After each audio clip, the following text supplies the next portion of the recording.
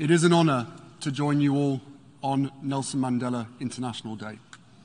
Having spent time with many of Mandela's family members over the years, I speak to you today with humility, mindful of how much the man they loved means to so many. On my wall and in my heart every day is an image of my mother and Mandela meeting in Cape Town in 1997. But when I first looked at the photo, straight away what jumped out was the joy on my mother's face, the playfulness, cheekiness even, the pure delight to be in communion with another soul so committed to serving humanity. And then I looked at Mandela. Here was a man with the weight of the world on his shoulders, asked to heal his country from the wreckage of its past and transform it for the future. A man who had endured the very worst of humanity, vicious racism and state-sponsored brutality. A man who had lost 27 years with his children and family that he would never get back. 27 years. Yet in that photo and so many others, he is still beaming, still able to see the goodness in humanity, still buoyant with a beautiful spirit that lifted everyone around him. Not because he was blind to the ugliness, the injustices of the world, no, he saw them clearly. He had lived them, but because he knew we could overcome them. As so often happens in history, the consequences of decisions made by some of the most powerful people in some of the wealthiest countries are being felt even more deeply across the continent of Africa. The pandemic, the war, and inflation have left Africa mired in a fuel and food crisis, the likes of which we have not seen in decades.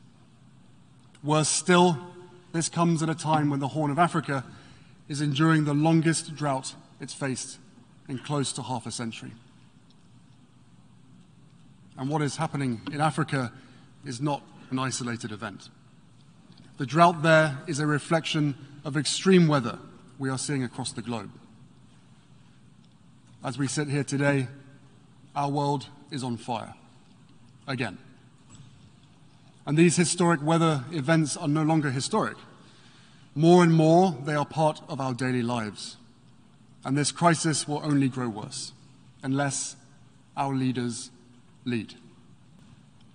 And in this moment, we have a choice to make. We can grow apathetic, succumb to anger, or yield to despair, surrendering to the gravity of what we're up against. Or we can do what Mandela did, every single day inside that 7 by 9 foot prison cell on Robben Island, and every day outside of it too. We can find meaning and purpose in the struggle. We can wear our principles as armor. Heed the advice Mandela once gave his son to never give up the battle even in the darkest hour, and find hope where we have the courage to seek it.